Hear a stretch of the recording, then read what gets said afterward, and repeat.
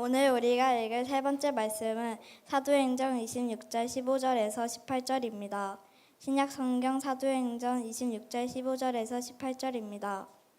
그래서 내가 당신은 누구십니까? 하고 묻자 주님께서 이렇게 말씀하셨습니다. 나는 네가 핍박하는 예수이다. 일어서라. 나는 이제 너를 일꾼으로 삼아 네가 오늘 본 것과 앞으로 내가 보여줄 일을 증거하게 하려고 너에게 나타났다. 내가 네 백성과 이방인들에게서 너를 구출하여 그들에게로 보내겠다. 이제 너는 그들의 눈을 뜨게 하여 어두움에서 빛으로 사탄의 세력에서 하나님에게로 돌아오게 하고 나를 믿어 죄에서 용서받고 성도들이 받는 하늘나라의 축복을 받게 하라. 아멘. 이는 거룩하신 하나님의 말씀입니다.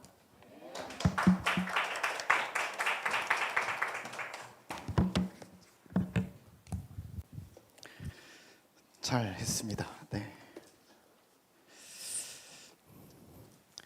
우리 2025년 우리 9월 셋째 주 주일 예배에 나오신 여러분들을 환영합니다. 우리 옆 사람들과 한 번 더 눈인사로 인사할까요? 오늘도 주님의 은혜가 임하길 소망합니다. 네, 그래요. 네, 자, 오늘 말씀의 제목은요, 미쳐야 미친다입니다. 네, 말씀을 시작하면서 오늘은 사자성어 퀴즈를 내도록 할 거예요. 네, 그래서 6문제인데요. 그림을 보고 떠오르는 사자성어를 맞추시면 되는데 내가 한자 내가 잘한다. 혹시 잘해요? 아, 그래요. 우리 노엘이 얼마나 맞추나 한번 보도록 하겠습니다. 기대가 됩니다. 4학년 그쵸? 네. 자, 한번 봅시다. 자, 1번입니다. 자, 이거는 어떤 뭐라 그랬어요? 이거 한번 눌러줘 보세요. 이게 한자로만 보면 일거양득. 엄청난데요? 자, 두 번째입니다. 두 번째. 자, 이건 뭘까요? 돈이 있어요. 근데 돈이 점점 많아져. 근데 웃고 있어. 내돈내산? 아닙니다. 네. 자, 돈을 점점 모으고 있어. 네, 뭘까요? 한 번만 또 눌러줘 보세요. 자, 한자를 보면 좀 익숙해질 수 있어요. 뭐요? 다다익서. 예. 자, 잘했습니다. 네. 자, 세 번째입니다. 자, 이건 뭘까요? 예. 똑같은 신발을 반대쪽에서 신고 상대를 바라보고 있어요. 예. 한쪽이 뭔가를 좀 이해하고 있는 것 같아요. 그렇지.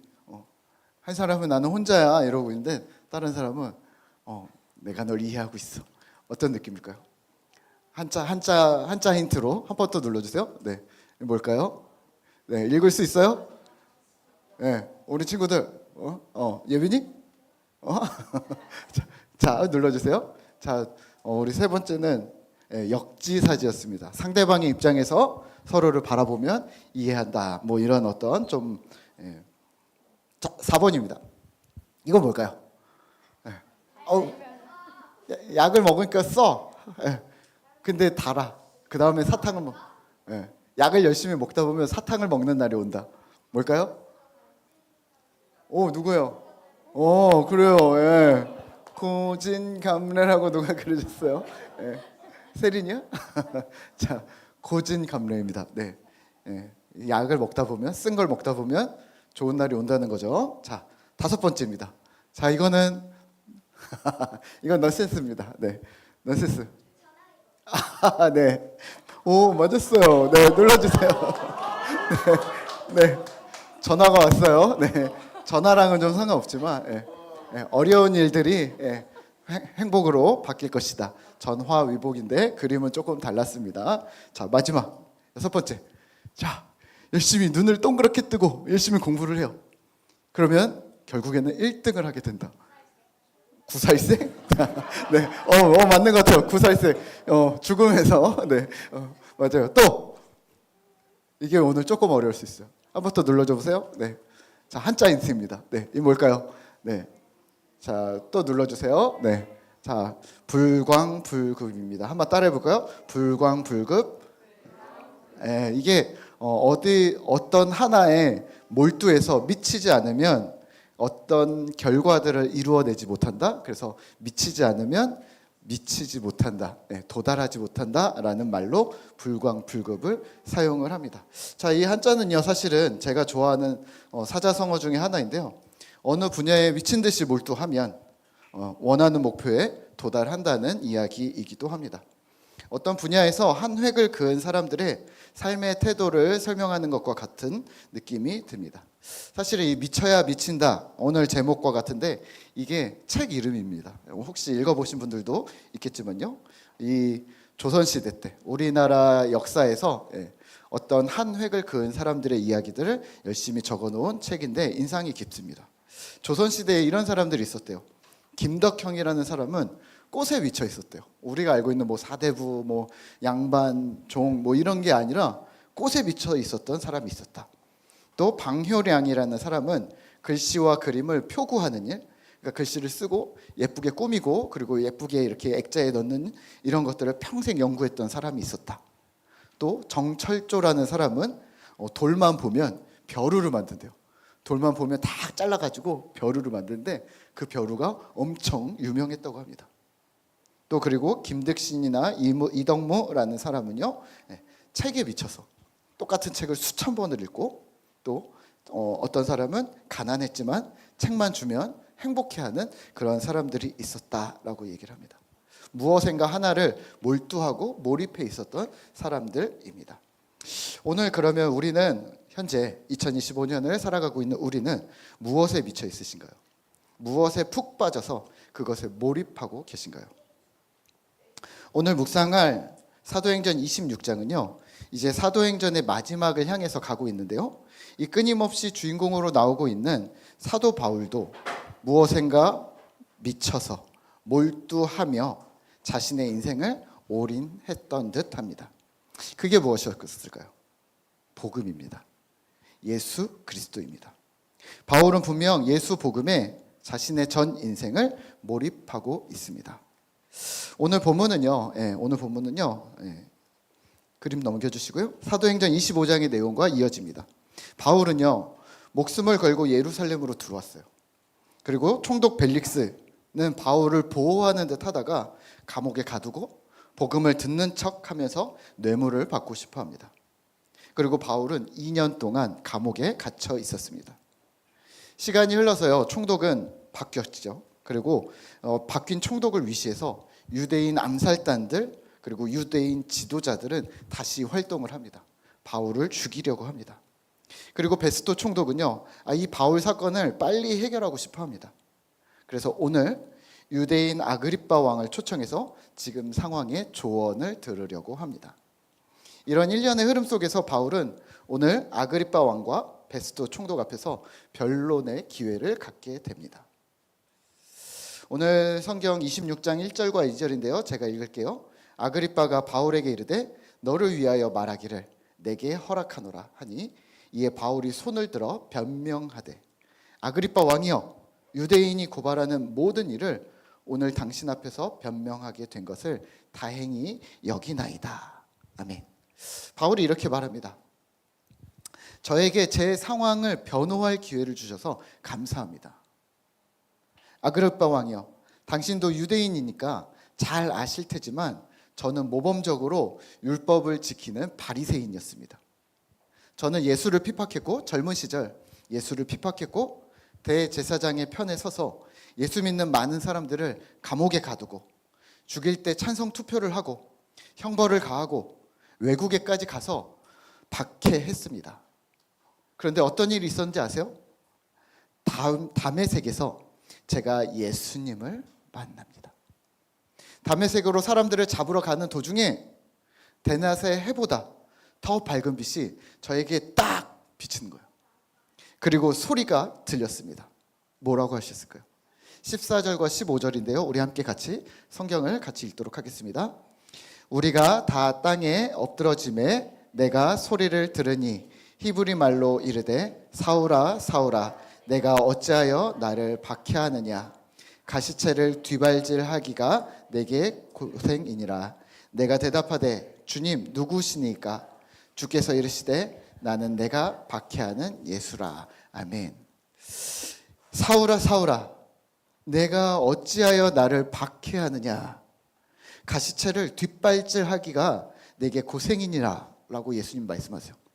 사울이 물어봐요. 주님 누구십니까? 예수님이 대답하세요. 나는 네가 핍박하는 예수다. 내가 너를 종과 증인으로 삼겠다. 그리고 바울은요 이렇게 얘기해요.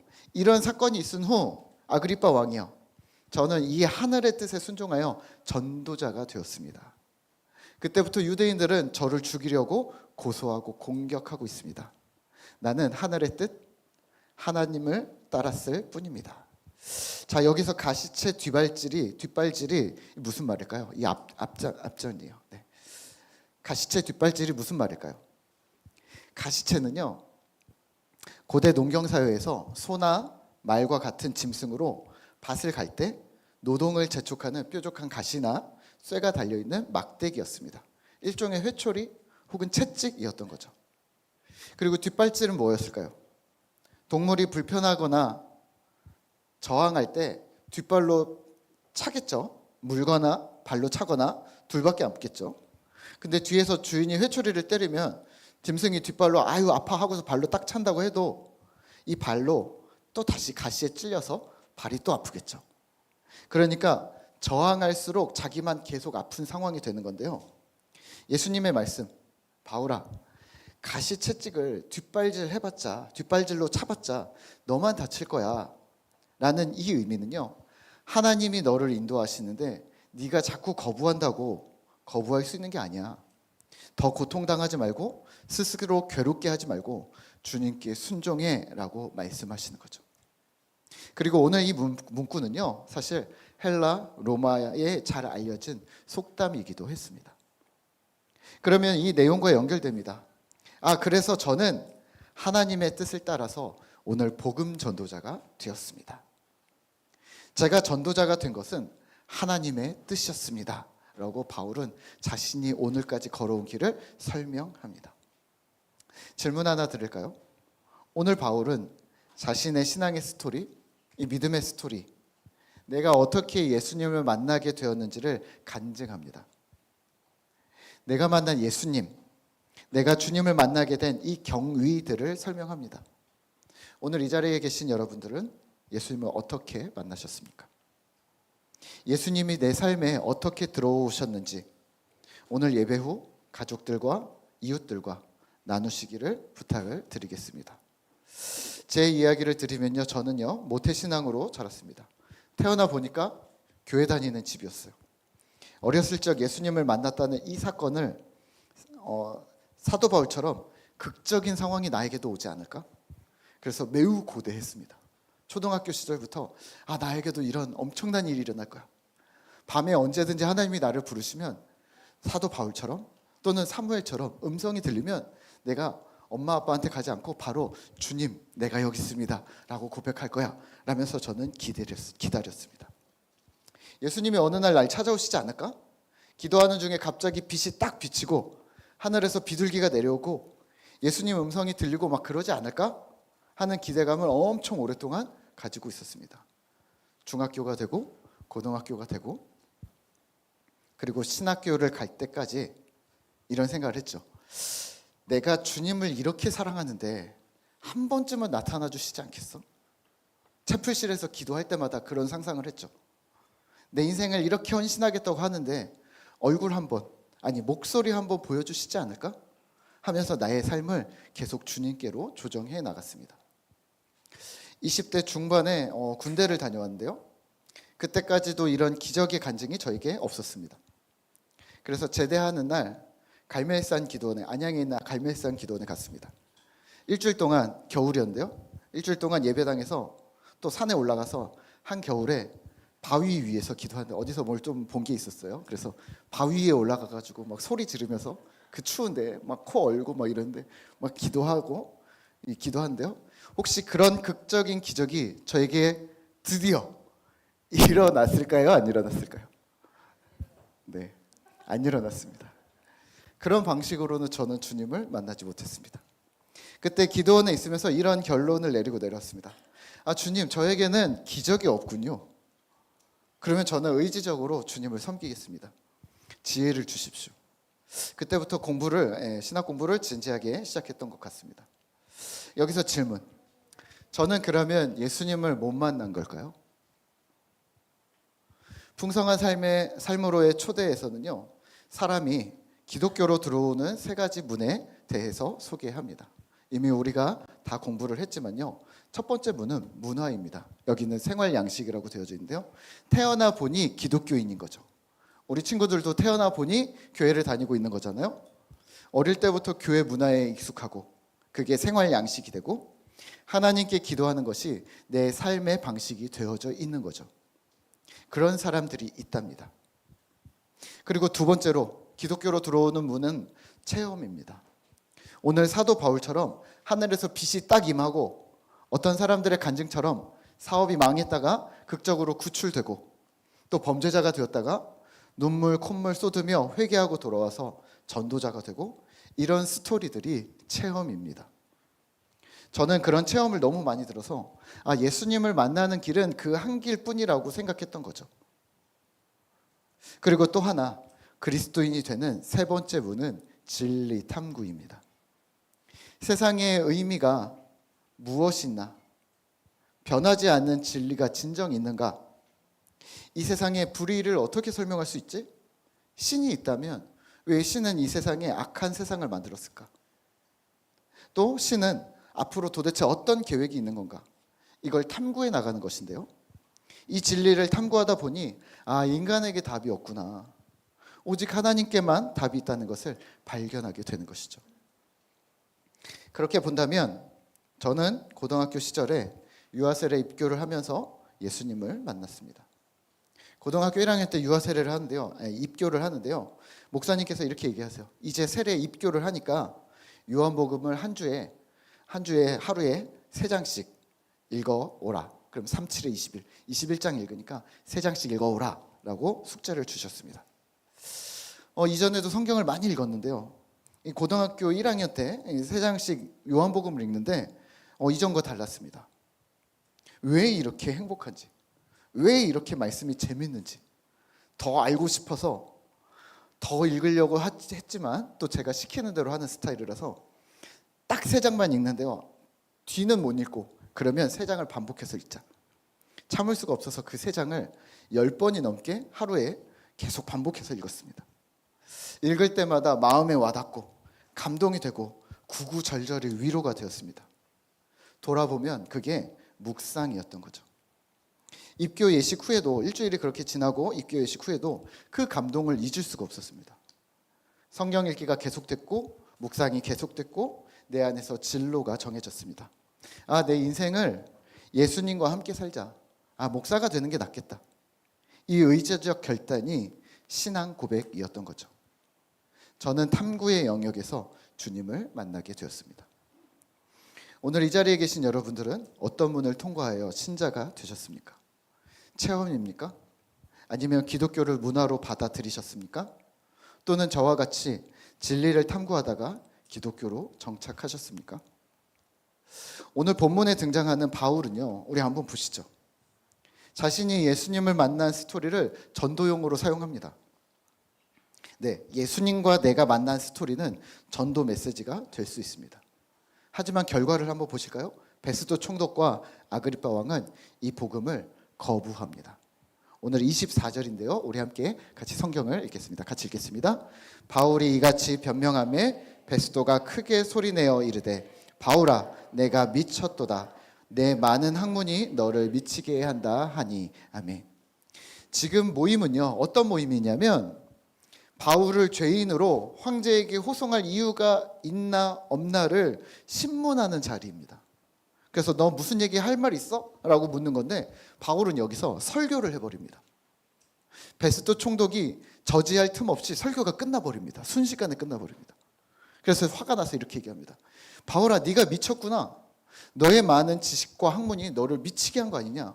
너를 통제할 수 없게 만든 거 아니냐? 이게 무슨 말일까요? 정신적으로 미쳤다는 것이 아니라 너의 학문이 너무 심각하게 편협한 방향으로 흘러버린 것 아니냐.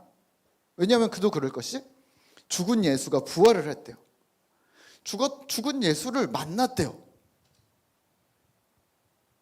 그리고 말도 안 되는 일에 너의 학문을 지금 사용하다니 이거는 미쳤다. 어리석은 짓 아니냐라고 말합니다. 너의 그 학문과 지식과 능력과 지금 로마 어떤 신분 이런 것들을 이용하면 유대인에서도 우월한 자리, 로마인에서도 우월한 자리 그런 자리에 올라갈 수 있는데 그러면 야 평안하고 풍요롭게 권력자로 살 수 있는데 왜 지금 고생을 하는 거야? 이해하지 못합니다. 미쳤다고 말해버립니다. 베스도는 바울의 언행을 이해할 수가 없었습니다. 아그리빠 왕은요 역시 거부합니다. 내가 하는 이 몇 마디 말로 내가 그리스도인이 될 것 같으냐라고 이후 2절에 말합니다. 네, 맞습니다. 인간의 하찮은 몇 마디 말로 한 사람이 그리스도인이 된다는 것은 기적과 같은 일입니다. 쉬운 일이 아니라는 것을 인정하셔야 합니다. 그러면 오늘 본문을 묵상하며 성경은 우리에게 무엇을 가르쳐 주려는 걸까요? 전도는 이렇게 하는 것이다? 바울이 자신의 스토리를 얘기했는데 지금 실패했거든요. 어떻게 보면. 아니면 바울은 애쓰는 사람이다. 이런 걸까요? 아니면 안 되는 일, 계란으로 바위치기가 복음 전도다. 이런 걸까요? 오늘 본문의 가장 특징적인 부분은요. 성경이 이루어지고 있다는 겁니다. 마태복음, 마가복음, 누가복음에 이 비슷한 구절들이 계속 등장하는데요. 이런 내용이 있습니다. 제자들이 예수님께 나와서 묻습니다. 예수님, 선생님, 마지막 때에 무슨 징조가 있겠습니까? 예수님이 대답하세요. 미혹을 받지 않게 조심하라. 민족이 민족을, 나라가 나라를 대적할 것이고 지진, 기근, 전염병이 있을 거야. 재난의 시작이야. 그리고 또 마가복음 13장 9절인데요. 우리 한번 성경을 같이 읽겠습니다. 너희는 스스로 조심하라. 사람들이 너희를 공회에 넘겨주겠고 너희를 회당에서 매질하겠으며 나로 말미암아 너희가 권력자들과 임금들 앞에 서리니 이는 그들에게 증거가 되려 함이라. 아멘. 보세요. 사람들이 공회에 넘겨 고소합니다. 회당에서 매질합니다. 예수님 때문에 총독, 임금들 앞에 섭니다. 거기서 증인이 됩니다. 사도행전의 베드로, 바울 등의 사도들의 행적이 오늘 지금 예수님이 마가복음에서 했었던 말씀, 마태, 마가, 누가복음에 똑같이 다 있는데요. 이 말씀이 지금 그대로 실현되는 것을 볼 수가 있습니다. 생각을 해보세요. 한번 상식적으로 생각을 해보죠. 내가 가이사에게 송사하겠다. 성도 여러분, 바울이 진짜 로마 황제 가이사를 만날 수 있을까요? 가능할까요? 바울이 아무리 대단한 사람이라 해도 로마 황제 앞에 나갈 수 있다고요? 어림도 없습니다. 황제를 만나다니요. 로마 황제한테 오늘처럼 복음을 전한다? 로마 황제를 딱 앉혀놓고 제가 바울인데요. 그러면서 막 설명을 했다? 이게 가능하다고 생각하세요? 이런 걸 상상하셨어요? 더 충격적인 건요. 이 당시의 황제는 누군지 아세요? 네로 황제입니다. 가이사가 아니에요. 네로 황제예요. 네로 황제가 누군가요? 기독교인들을 본격적으로 핍박하기 시작한 왕이 바로 네로 황제입니다. 네로 황제를 만난다는 말은 바울은 죽음을 향해 가고 있다는 말인 거죠. 그러면 가이사에게 가겠다 이 말은 뭔가요? 가이사는요 원래 로마 황제 율리우스 카이사르의 성이었지만 아우구스투스라는 그 다음 왕 이후로 아주 큰 권력을 이제 유지하면서 이제 우리 왕들을 가이사라고 불러주세요 이렇게 된 거죠. 그래서 왕을 호칭하는 칭호가 바로 가이사였습니다. 가이사는 황제라는 말인 거죠. 그러니까 황제에게 상소하겠다라는 말은요 대통령에게 상소할 거야 혹은 뭐 우리가 홈페이지 올리듯이 신문고에 국민신문고에 올릴 거야 항고할 거야 이런 뉘앙스처럼 다시 말하면 나는 재판에 굴복하지 않고 다음 재판을 계속 이어갈 거고 절차를 중간에 포기하지 않겠어. 끝까지 가겠다라는 말입니다. 그런 의지를 나타내는 거죠. 자료에 따르면 실제 실무를 황제가 재판하지 않았고요. 대리인들이 재판을 맡았었습니다. 가이사의 항소는 황제의 법정으로 사건이 이관된다는 의미였던 거죠. 그러니까 우리말로 하면 고등법원에서 대법원까지 이어진다, 이런 의미로 이해하시면 되겠습니다. 그러면 오늘 본문에 바울의 사건이 로마까지 이어진다는 것은 본인 의지이기도 하지만 이 고대 사회에 하나님의 주권적인 도우심 없이는 이 과정들이 가능하지 않다는 것을 기억하셔야 합니다. 사람의 힘과 능력 또는 계획, 로마 시민이니까 그 신분으로 추진될 수 있다? 아니요. 추진되기 그 어려운 일들을 지금 바울은 성령 하나님의 이끄심 속에서 경험하고 있다는 말인 것이죠. 그러면 오늘 우리는 여기서 질문할 수밖에 없습니다. 전도는 어떻게 해야 합니까? 복음 전파, 복음을 소개하는 것은 어떻게 할 수 있을까요? 오늘 바울의 스토리, 다메섹에서 예수님을 만난 사건을 사도행전에서는 3번이나 언급합니다. 첫 번째는 실제 사건이었고요. 뒤에 2번은 바울의 간증 형식이었습니다. 결과는요, 모두 거부와 실패였습니다. 하지만 성공 여부로 보시지 마시고 바울이 전도할 때 주로 사용했던 스토리가 바로 이 부분일 가능성이라고 생각하시면 좋겠습니다. 동시에 전도할 때 이것만 사용했을까요? 이런 거죠. 전도만 하려고 하면 똑같은 말 하는 거예요. 야, 다솔아, 내가 말이야 다메섹에서. 야, 건아, 내가 말이야 다메섹에서. 계속 이런 얘기를 했을까요? 아닌 거죠. 바울을 따르고 바울을 통해 믿음이 세워진 교회들과 성도들은 매우 많습니다. 그들은 바울에게 어떤 가르침을 받았을까요? 네, 그게 사도 바울의 서신서들에 녹아져 있습니다. 교회 내에서의 분쟁은 어떻게 하는지, 이단은 어떻게 다루었는지, 신자로서의 삶은 어떠했는지, 무엇을 먹고 무엇을 위해 살았는지, 그리스도인인 바울이 어떻게 세상을 사명자로 살아가고 있었는가가 교회 성도들의 본이 되었던 것이죠. 다시 말하면 예수님 만난 사건은 중요합니다. 하지만 그게 끝이 아닙니다. 그건 시작점일 뿐입니다. 그 이후의 스토리, 오늘 우리의 삶이 더 중요합니다. 그것이 오늘 우리의 간증이고 전도 메시지가 될 것입니다. 말씀을 맺으며 질문을 드리죠. 오늘 우리는 어떻게 살고 있습니까? 누가 주인 된 삶을 살고 있습니까? 예수님께 미치시죠. 예수 홀릭이 되셨으면 좋겠습니다. 주님께 몰입한 신자가 하나님 나라를 현재도 경험하실 겁니다. 아직 하나님 나라를 경험하지 못했거나 그 나라가 보이지 않는다면 주님께 몰입해 주십시오. 주님을 만나시고 주님과 동행하고 예수가 내 인생의 목적이 되시기를 기도하겠습니다. 그리고 그렇게 한 주도 믿음으로 살아가기를 결단하는 우리 꿈터 공동체 되시기를 함께 간구하겠습니다. 이 시간 우리 함께 우리 베드로의 고백 함께 찬양하도록 하겠습니다.